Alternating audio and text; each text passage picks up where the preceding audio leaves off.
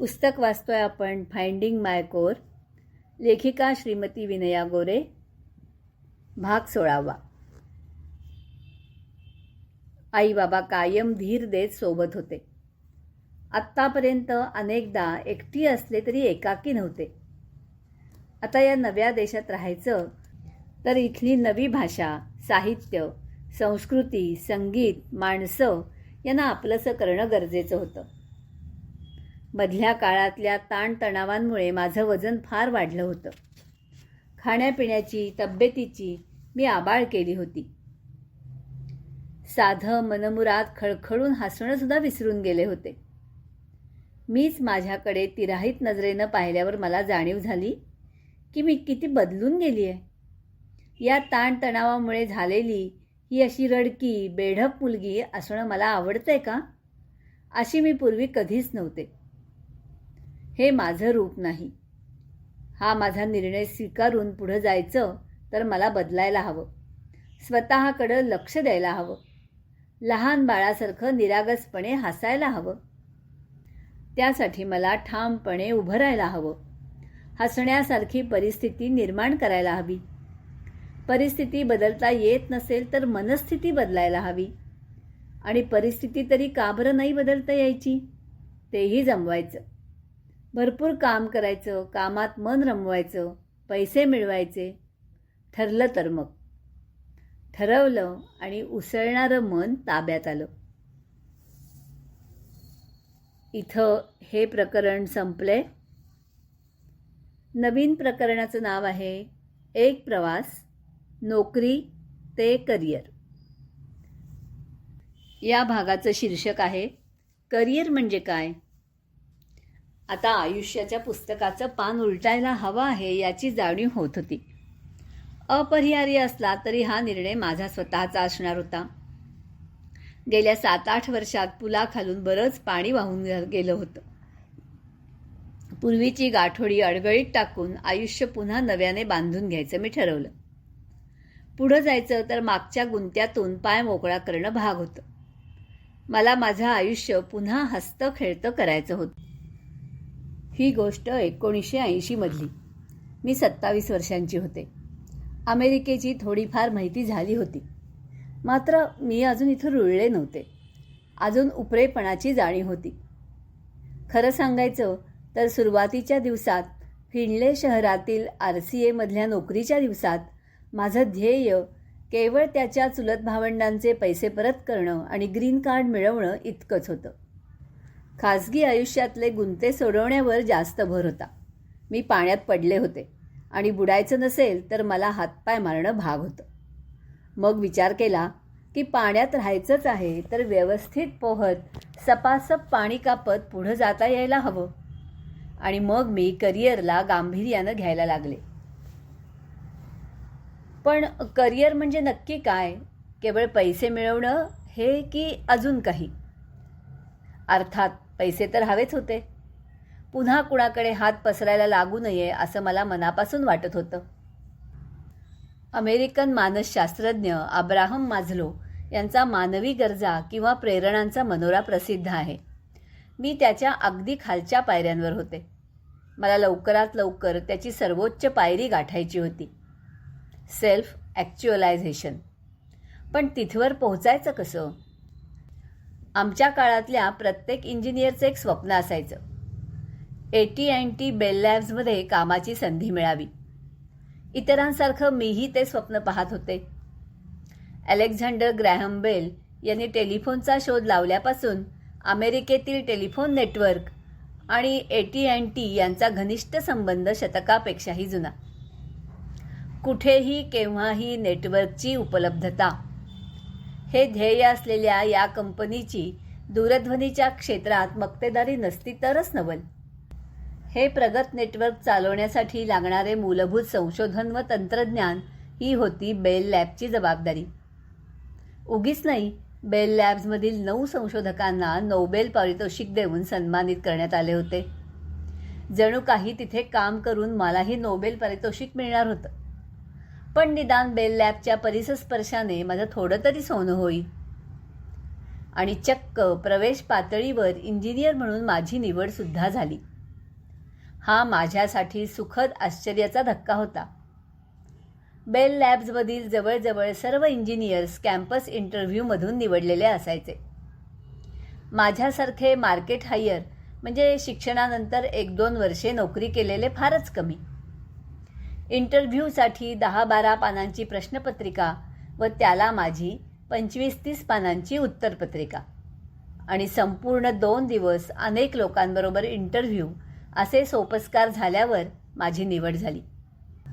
मी ओहायोमधील Findlay गावातून कोलंबसला आले.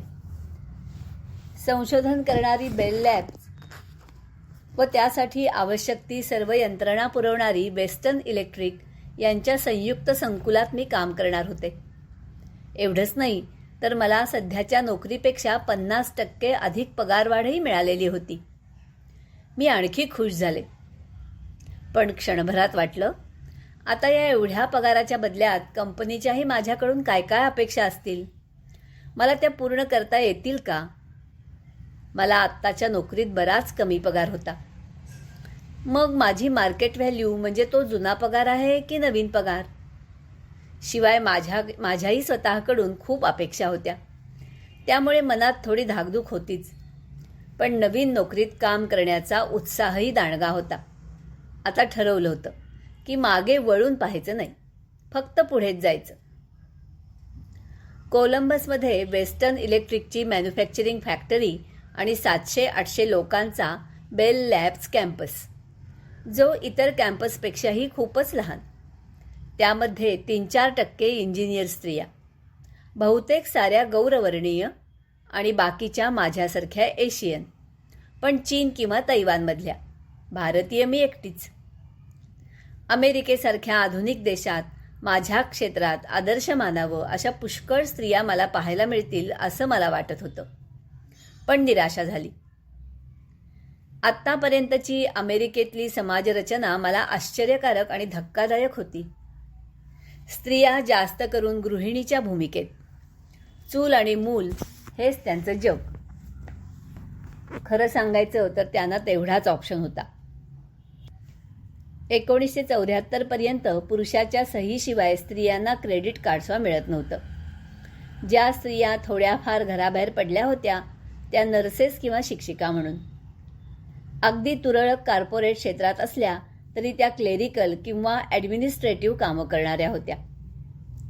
1960-70च्या दशकात equal pay act, workplace anti discrimination act, pregnancy anti discrimination यासारखे बरेच कायदे आणि इक्वल ऑपॉर्च्युनिटी एम्प्लॉयमेंट कमिशन म्हणजे EEOCची स्थापना झाली. अर्थात कायदे बदलले म्हणून समाजाचा दृष्टिकोन बदलत नाही. पण 1970च्या दशकात प्रोफेशनल आणि शिकलेल्या खूप स्त्रिया अमेरिकेतील कॉर्पोरेशन्समध्ये यायला लागल्या होत्या. मी पण या सुरुवातीच्या लाटेतलीच होते की, आणि ते सुद्धा अगदी पुरुषप्रधान टेक्नॉलॉजी क्षेत्रात.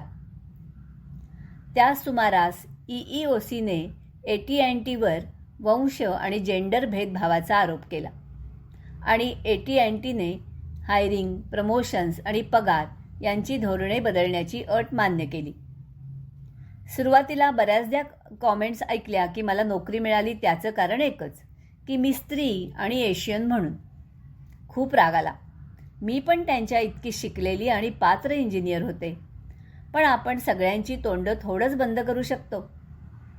त्या कॉमेंट्सकडे दुर्लक्ष करून कंपनीच्या पुरुषप्रधान वातावरणाशी जुळवून घेत पुढं जायचं ठरवलं. दुसरा पर्यायच नव्हता. सुरुवातीला नव्या कर्मचाऱ्यांना बेल लॅबची माहिती होण्यासाठी ओरिएंटेशन प्रोग्रॅम होता. त्यात आम्हाला सांगितलं, इथे तुमच्यासाठी पुष्कळ सेमिनार्स, वर्कशॉप्स आणि खच्चून भरलेली लायब्ररी आहे. तुम्ही त्याचा जरूर आणि वारंवार उपयोग करा. त्यामुळे तुमची व्यावसायिक वाढ होईल. तुम्ही मोठे सायंटिस्ट, इंजिनियर्स आणि लीडर्स होण्यासाठी बेल लॅब्स तुम्हाला सर्वतोपरी मदत करेल. त्यासाठी सर्जनशीलता, कल्पकता आणि मुक्त विचारांची खूप गरज आहे. एकंदरीत बेल लॅब्समध्ये स्वतंत्रपणे विचार करून काम करण्याची अपेक्षा होती. केवळ कंपनीचा नव्हे तर मी वैयक्तिक करिअरचा विचारही गांभीर्याने करावा अशी उमेद मला मिळाली. करिअरचा अर्थ नोकरी इतका मर्यादित नाही हे आता कुठं माझ्या लक्षात यायला लागलं. बेल लॅबमध्ये चालणाऱ्या लंच आणि लर्न या सत्रांमध्ये तिथल्या विचारवंतांकडून विविध विषयांवरील चर्चा व प्रश्नोत्तरे होत. माझ्या भारतीय मनाला आणि विचारांना अपरिचित अशी बौद्धिक मेजवानीच असायची. एकदा एका वक्त्याने बोलायला सुरुवात केली बर्ड मायग्रेशन या विषयावर. मला वाटलं काहीतरीच. या विषयाचा सायन्स आणि टेक्नॉलॉजीशी काय संबंध? पण त्या पठ्याने पक्ष्यांच्या स्थलांतरापासून बोध घेत आपण वायुगतिशास्त्र म्हणजे एरोडायनॅमिक्स आणि दिशा दिग्दर्शन म्हणजे नेव्हिगेशन यांचे वस्तुपाठ आणि हवामानविषयक अंदाज कसे बांधू शकतो ते समजावून सांगितलं. आता चकित होण्याची वेळ माझी होती. इथल्या कामाची पद्धतही जरा वेगळीच. बॉसला सरळ त्याच्या नावाने संबोधायचे. भारतात किंवा जर्मनीत अशी सवय नव्हती. आदरणीय संबोधन किंवा जर्मन SIEची सवय होती. स्किप, गॅरी, केन, जॉन, जॉर्ज, पीट अशी इथल्या माझ्या काही बॉसची नावे. त्यांना नावाने सहजपणे हाक मारायला जरा वेळ लागला. दुसरं म्हणजे कॉफी पॉट कल्चर.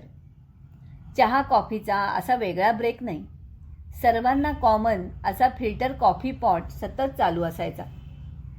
त्याच्या अवतीभोवती लोक एकत्र येत. औपचारिक किंवा अनौपचारिकरित्या महत्त्वाच्या विषयांवर चर्चा व्हायची आणि कधीकधी निर्णयसुद्धा व्हायचे. या कल्चरमध्ये भाग घेणे किती जरुरी आहे ते लवकरच समजलं. माझे आता होते 2 केंद्रबिंदू. माझ्यावर सोपवलेलं काम आणि करिअर प्लॅनिंग. ज्याबद्दल मला कुठे कुठे आणि काय काय शिकायला मिळेल ते मी अधाशासारखं शोधत राहिले. त्याच्या अनुषंगानं मिळेल ते ज्ञान मिळेल तसं टिपून घेत होते. क्रमशः अभिवाचन निलिमा नातू.